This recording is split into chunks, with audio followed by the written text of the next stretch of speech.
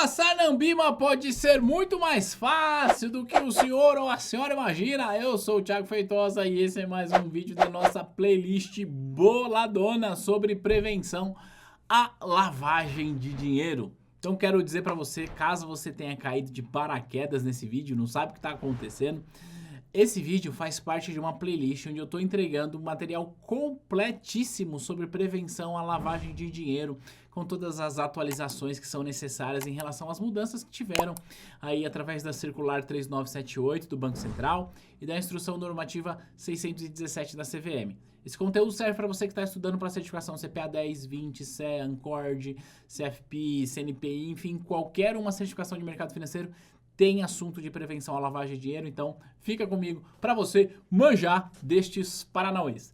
Nessa aula, a gente vai seguir falando sobre as obrigações das instituições. E aí, você vai me permitir tentar avançar um pouco, porque eu vou falar assim, ó, das instituições obrigadas. Quem são as instituições obrigadas? Eu tratei disso nas aulas anteriores. Tá bom? Eu falei sobre avaliação interna de risco, eu falei sobre relatório de efetividade, tudo isso eu detalhei nas aulas anteriores dessa playlist que está à sua disposição, que eu vou deixar o card aqui, ó. Só você clicar aqui. Eu acho que quando eu ponho o dedo aqui, eu tô com o dedo no lugar certo, porque às vezes inverte o trem aí, mas se não for é desse lado aqui, tá bom? Tem o card para você assistir e eu quero lembrar que eu uso uma apresentação bonitona como essa aqui, ó. E você pode baixar essa apresentação para me acompanhar. O link está aqui na descrição. É só clicar, você vai para uma página, seleciona lá, nesse caso aqui a aula 3, baixa e seja feliz. Vem com o pai aqui para a gente entender sobre prevenção à lavagem de dinheiro e continuar falando sobre as obrigações, tá bom? Ó, aqui a gente vai falar sobre o prazo para a atualização dos procedimentos. Que procedimentos? Que nós falamos na aula passada, a avaliação interna de risco, o relatório de efetividade, o conheça seu cliente, seu parceiro e tudo mais, tá bom? Então, ó, a avaliação interna de risco, o procedimento de avaliação interna de risco, que vai classificar o cliente, que vai classificar os produtos, que vai classificar a área geográfica e tudo mais, este procedimento precisa ser atualizado no mínimo a cada 2 anos, tá bom? Ou quando tiver alguma mudança significativa ali no processo, na regra do produto e tudo mais. Então, no mínimo a cada 2 anos, a instituição financeira precisa atualizar o procedimento de avaliação interna de risco, tá bom? Depois, ó, sabe o relatório de efetividade que nós falamos na aula passada? Pois é, ó, ele deve ser elaborado anualmente. Eu falei isso inclusive na aula passada. Importante, com data base de 31 de dezembro e encaminhado para a ciência da diretoria da instituição até o dia 31 de março do ano seguinte. Então imagine o seguinte, esse ano de 2021 as instituições precisarão criar esse relatório de efetividade. Então quando for lá no dia 31, fecha isso e ela tem até o dia 31 de março de 2022 para entregar esse relatório de efetividade para a diretoria. Isso também precisa ficar à disposição do Banco Central, tá? E da CVM. Vou falar daqui a pouquinho. Tudo bem? E claro, junto do relatório de efetividade, tem de ter o plano de ação e o respectivo relatório de ação de acompanhamento em relação à deficiência do relatório de efetividade. Uma das coisas que eu falei na aula passada é que no relatório de efetividade ele vai colocar ali quais foram as deficiências do processo que foram identificadas. Bom, não adianta só trazer problema e não trazer solução. Então, nesse relatório tem que ter qual é o plano de ação para resolver essa deficiência que pode acontecer lá no processo de prevenção à lavagem de dinheiro, tá bom? E o início de relacionamento sem cumprimento do conheça seu cliente. Aqui é o seguinte, ó, vou até sair para você ler, ó, início do relacionamento sem cumprimento do conheça seu cliente. O que acontece? A instituição, vou até ficar aqui, ó, na tela cheia para nós conversar sobre esse trem. A instituição financeira, ela precisa adotar um procedimento chamado procedimento de conheça seu cliente. E dentro desse procedimento haverá vários processos, tá?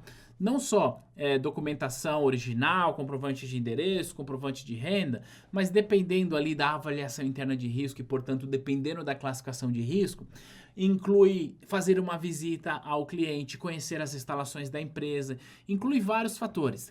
O que ela está dizendo pra gente é o seguinte, você vai iniciar o relacionamento com o cliente, você vai abrir a conta para esse cliente? Ah, você só pode abrir a conta se preencher todos os requisitos do Conheça Seu Cliente? Não. Você pode abrir essa conta e você tem, como diz aqui, ó, até 30 dias para preencher todos os requisitos do Conheça Seu Cliente, tá bom? Então isso que você está vendo na tela é o prazo para a atualização dos procedimentos.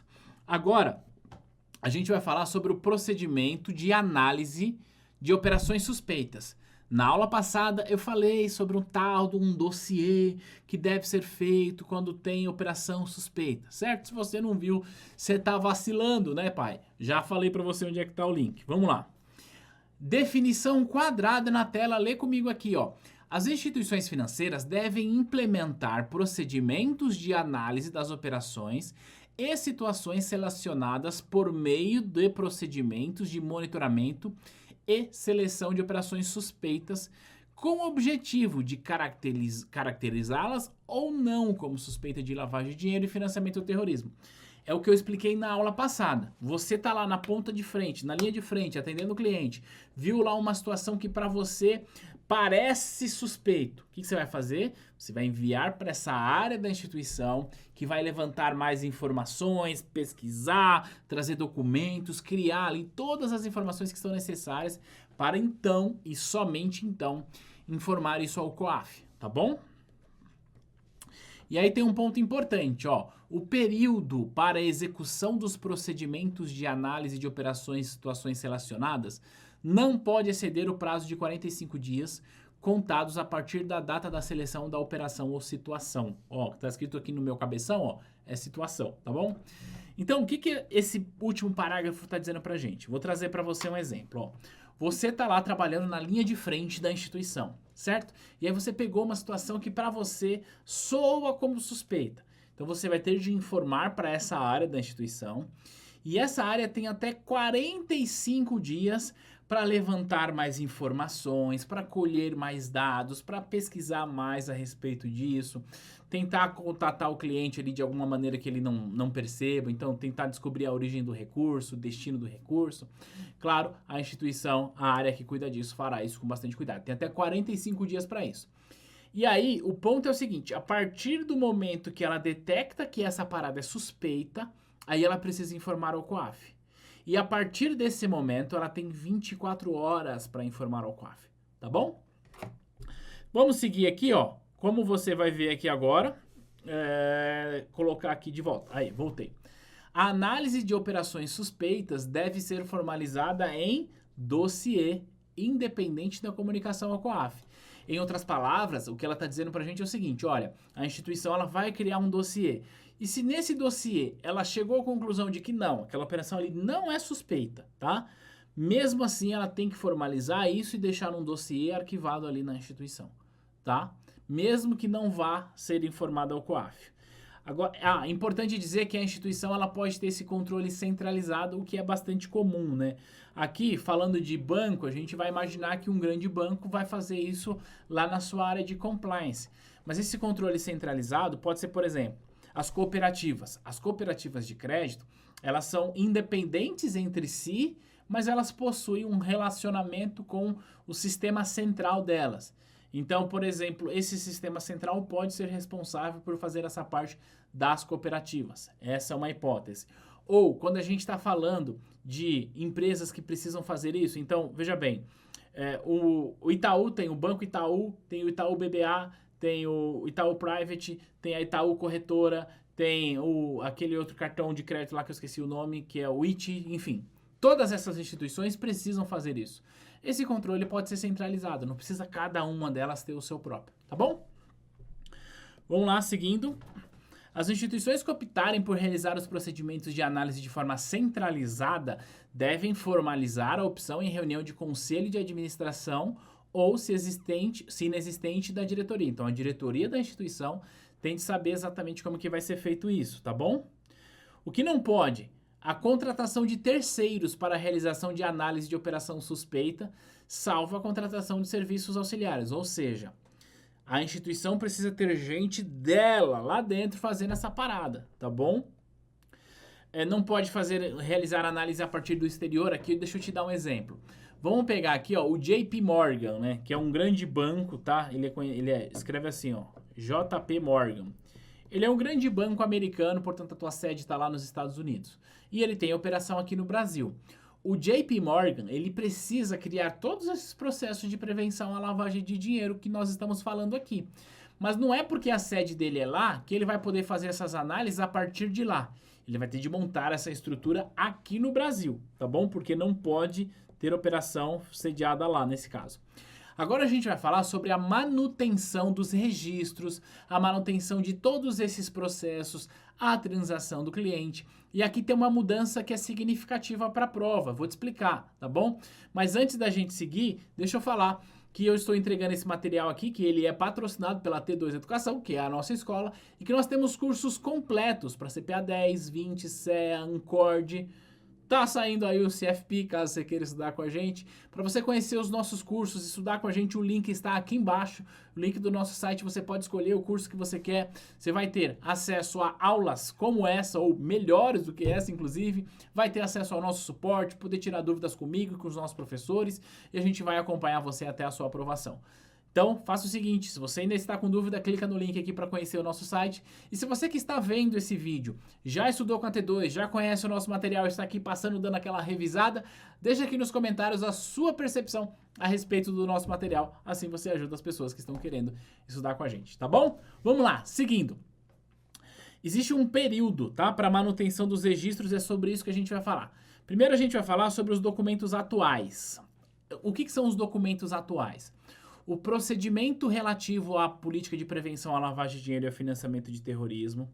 O documento que é relativo à avaliação interna de risco, coisa que nós já falamos. O relatório de efetividade. Os contratos realizados com terceiros não sujeitos à autorização para funcionar do Banco Central, que nós falamos.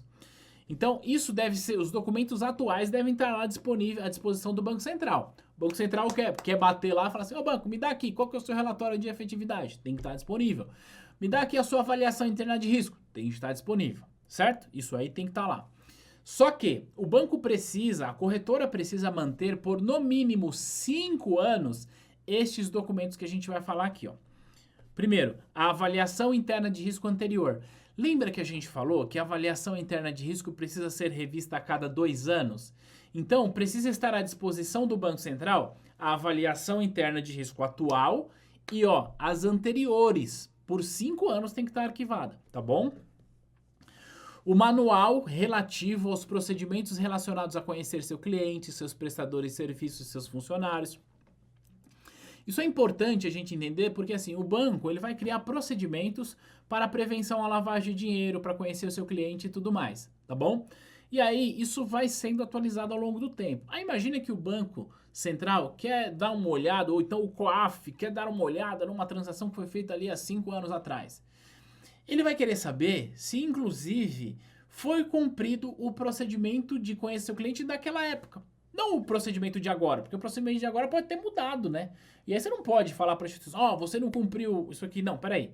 Eu tenho de olhar isso lá atrás, tá bom? Então, por isso que até os procedimentos, o manual de procedimento precisa ficar disponível, tá bom? Por no mínimo 5 anos.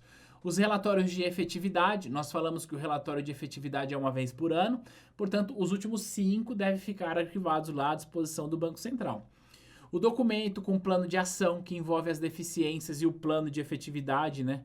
Os procedimentos que são adotados para fins de controles internos.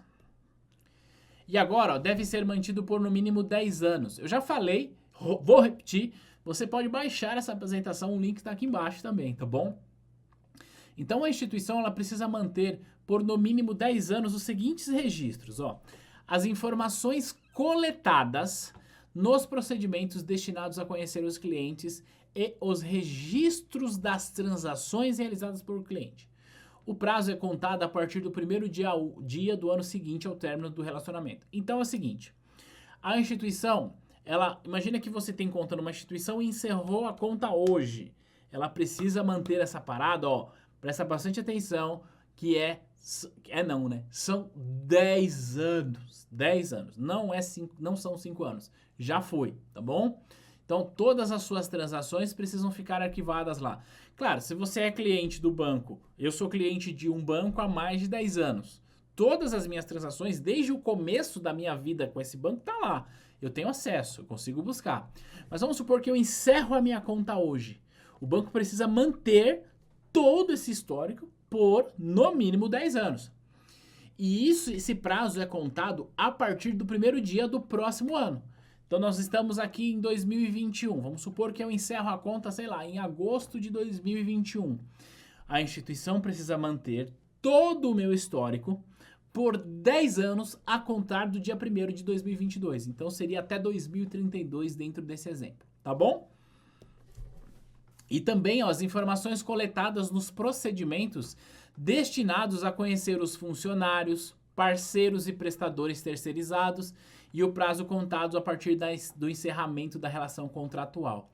Então, todo o procedimento que a instituição adota para conhecer você, o seu cargo, a sua função, os parceiros, precisa também ser mantido por 10 anos, tá bom?